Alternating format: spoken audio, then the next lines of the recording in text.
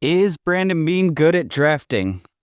We'll take a look at that on this week's episode of the Wandering Buffalo podcast. Get your hands on stylish t-shirts, hoodies, and more at wearbuff.com.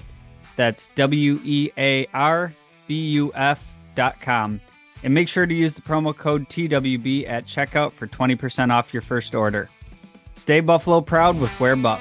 You're now listening to the Wandering Buffalo podcast with your host, Justin Goddard.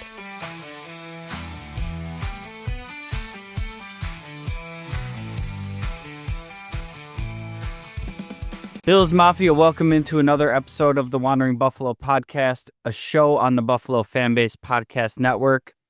My name is Justin, and I am your host. And before we get into our discussion on Brandon Beane today, just obviously have to take a moment here. Something pretty big happened this week for Bills Mafia, and that's Josh Allen winning the MVP. And props to Josh Allen. It's overdue. It's much deserved, and just super happy for him and everything that means for Josh Allen.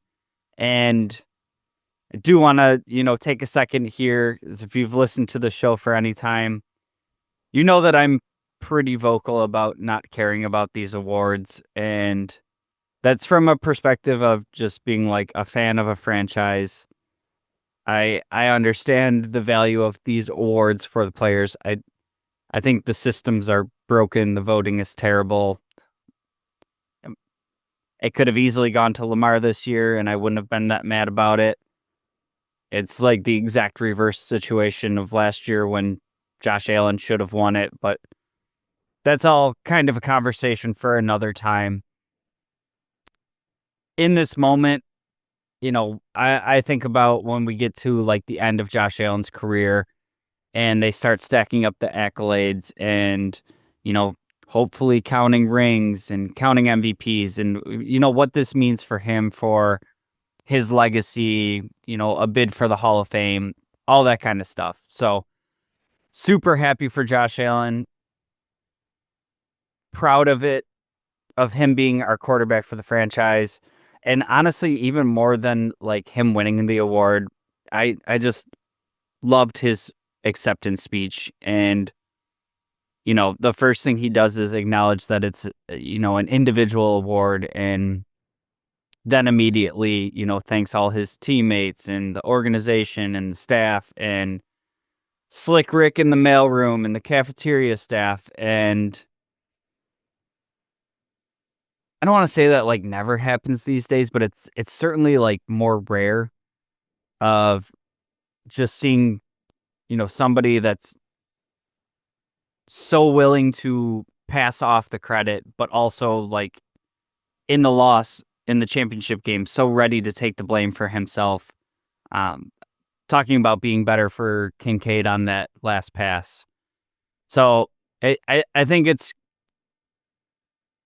it's really commendable. It's one of the things that I love about him is like, not only is he just like a tremendous football player, but he just seems like he's a great and genuine dude. And, getting an award that honestly should have come to him a couple times. And the first thing he can think to do is, give all the praise to everybody that's not him. So love that for Josh Allen. Love that about Josh Allen. And we're going to move right into this week's topic.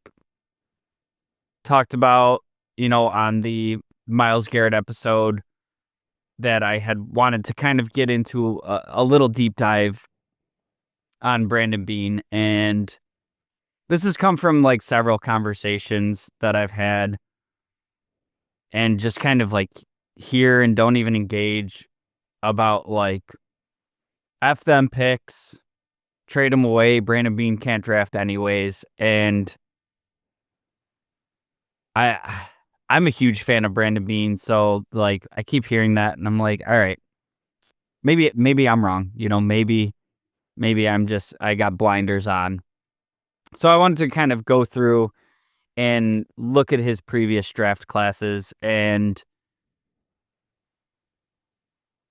there definitely are some misses along the way. If you can show me a GM in the NFL that doesn't have misses, I don't really know what to tell you. Um, this is kind of like on the heels of the Eagles winning the Super Bowl, and Howie Roseman's had like a master class. Well, to be fair, there was 7 years that Howie Roseman was a GM that they didn't win a playoff game. Um, and then things kind of like go in cycles. You learn lessons along the way. You have some tough misses. You have some hits that maybe you weren't expecting. And I think it's important to just keep the context of, like the full scope of it. So I want to start all the way back in 2018 with just an absolute home run of a draft. And in that draft, you have first round Josh Allen and Tremaine Edmonds. Josh Allen obviously just won an MVP. That's a full on hit. Tremaine Edmonds is, a divisive one in Bills Mafia, but he was a good starter for us for many years. And the only reason he really left is because he got $20 million somewhere else, and it's not where the Bills wanted to spend money. Harrison Phillips in round 3, he was a good player for the Bills, still playing in the league, still playing at a pretty high level. Round 4, Taron Johnson. We all know how good Taron Johnson is and what he means to the team.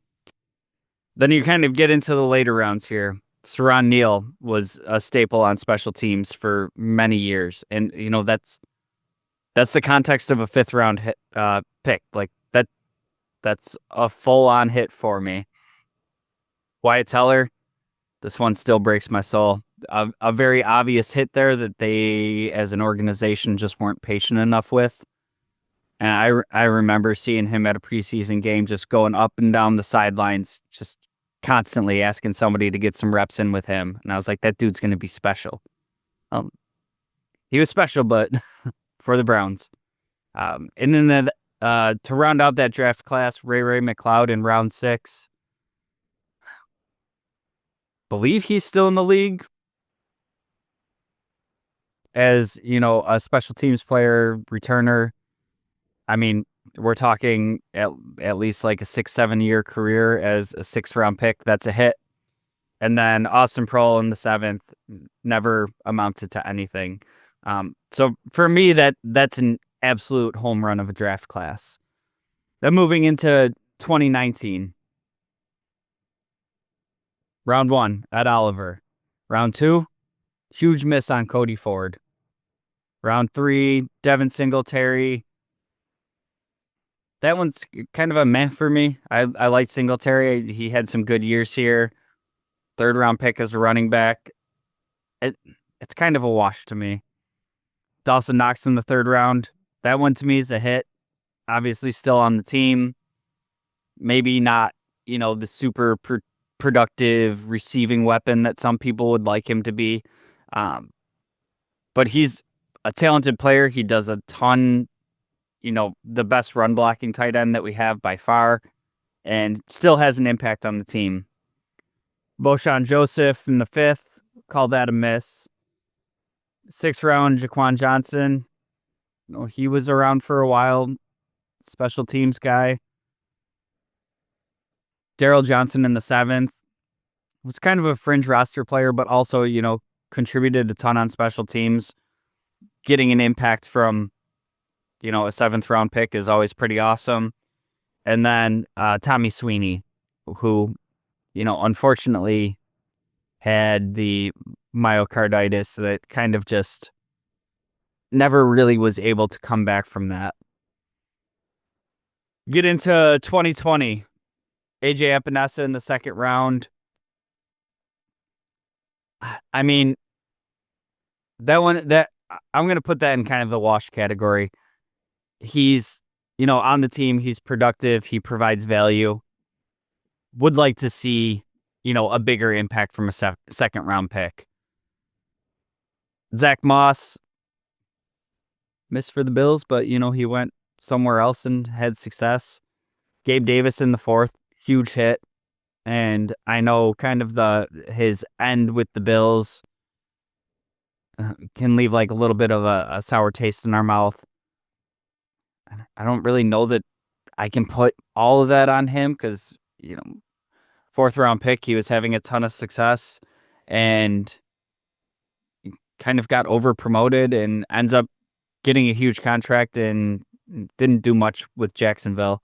Um, so I consider that a hit for the Bills. They got awesome production from a fourth round receiver. Fifth round, Jake Fromm was basically a throwaway pick. Sixth round, Bass. That's a hit for me. He's definitely gone through his struggles, but kind of turned around tail end of this season and has definitely had great production with the Bills. Isaiah Hodgins was, one of those Camp Darling fan favorites that never really fully latched on here, but did end up having some success with the Giants. And, to me, that finding somebody that can make it onto a starting roster in the sixth round is a hit for me. And then in the seventh round, Dane Jackson, who was, a pretty solid CB2 here for quite some time. 2021, Groot in the first round. That's a full-fledged hit to me. I think he's still got ceiling to grow into. I think he's already, in the good to great, but not elite category. Could definitely, use some more consistency from him, but that's a hit for me. Boogie Basham, huge whiff. This is maybe my least favorite pick, and I remember the double dip that year of like, Basham's probably going to be starting. He's more pro ready, and Groot will take longer to come along, and that it was just never the case, and never saw really any meaningful impact from Boogie. Spencer Brown in third, huge hit. Tommy Doyle in the fifth. This one is kind of asterisk for me. Tons of injuries and, like brutal season-ending injuries. I think he was on a decent trajectory to at least be like a valuable depth lineman. Marquez Stevenson in the sixth. Never really got to see anything from him. Damar Hamlin in the sixth. Say what you will about Damar. You can, want more from Damar. You can think that he's, not a great starting safety. All that's fair. But, for everything that he's gone through on top of this, to have been put in a position to compete for and win the starting job, it's meaningful to me. And then rounding out that draft, we had Wild Goose and Jack Anderson.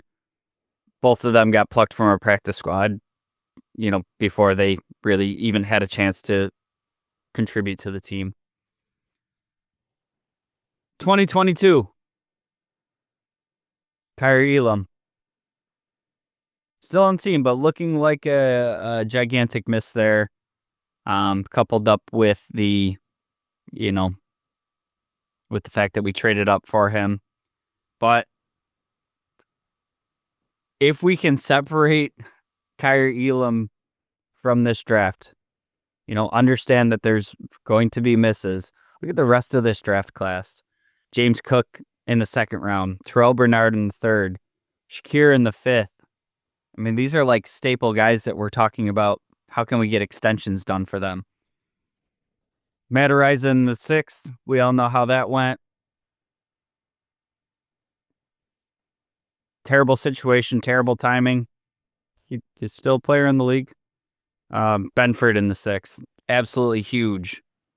And then Luke Tanetta, I believe he also got plucked off the practice squad before he really had a chance to do anything. And Bale Inspector in the seventh. And Bale Inspector, very similar kind of story here to Tommy Doyle.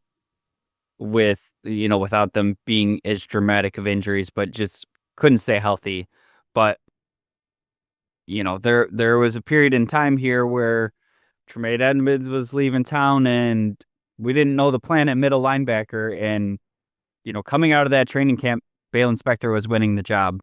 So 7th round hit asterisk, and then we'll move into the 2023 and 2024 drafts. These are kind of like they're all picks that I think it's too soon to really have a full answer. But round 1, Kincaid, I know this year wasn't really exactly what we were expecting after, he had a pretty awesome rookie season. I think there's just some chemistry lacking between Josh Allen and himself. But if you really go back and watch the games and see how open he is sometimes, and even the play where, he ended up tearing his PCL, laying out from a ball from Josh Allen, that should have been a walk-in touchdown. I think there's still a whole lot of growth coming from Kincaid, and I still have, huge aspirations for him. Osiris Torrance in the 2nd, absolute steal. He's been a stud across, a really awesome offensive line, and, his durability, his consistency. He hasn't had crazy ups and downs. I don't believe he has missed any games through 2 years of his career. Justin Shorter in the 5th. Never really got to see him. This is going to be a miss for me, but, obviously along the way here, we've really built up and stacked up the wide receiver room. Tough for a guy like that to make the roster. And I feel like this pick was always kind of bet on potential upside. And if we miss, it's a 5th round pick. And if, we unlock what we think we might be able to, it's going to be the steal of the draft. So miss there. And then Nick Broker and Alex Austin, both again plucked off the practice squad. I believe Alex Austin is currently starting for the Patriots, or got some run with the Patriots. A guy that the Bills targeted in the 7th round that is on a roster and making an impact. And again, the context there matters of these late round picks just being players that can get a jersey on game day. That's a hit. And then 2024, this is pretty much all question marks for me. Obviously, Keon Coleman, Cole Bishop, Dwayne Carter, Ray Davis. I've seen enough from Ray Davis. That's a hit for me. Cedric Van Pran Granger. I will always struggle to say that name. Edifwan Ulofoshio, Javon Solomon. Limited reps from him, but I've liked some of what I've seen from him. And then Tylen Grable. I'm counting that as a hit. He, came in and beat out the incumbent for that swing tackle position. Daquan Hardy and Travis Clayton. Like I said, 2024, 2023, still really too soon to tell on some of these guys. But first of all, this was just kind of a fun trip down memory lane of, some of the guys that were like players that we were getting really excited for. And this is one of the things I love about Bills Mafia and being part of it is like our passion doesn't end with like the starting guys in the skill positions. Like I remember Daryl Johnson being a roster bubble guy, and we were having full debates on how we could keep this dude around like it was MVP voting. Like four-face special teams guy that gives you something off the edge. Like I remember having debates about Bam Johnson, but also kind of going through this exercise when you're talking about, is a GM any good at his job? Like there's a ton of successful picks here. And I think one of the things that we as fans need to do a little bit of a better job of like compartmentalizing is like locking into where a player was drafted. And, yeah, in the first round, you want to get these blue chip guys. Like, that's awesome. I think there are a lot of players in here that are like singles and doubles and not straight home runs. But I think the context also does matter of, you're not drafting top 10 every year. Like all of these years are talking about drafting in the 20s, and the hit rate when you start moving further away from pick one, it's just not the same level of success.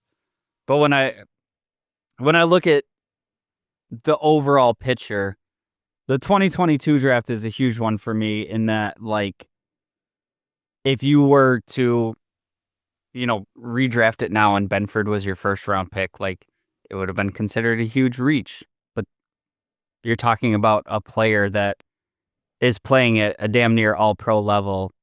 Yeah, you missed on the first round pick, but it's the players that you accumulate along the way. So do I think Brandon Beane is bad at drafting?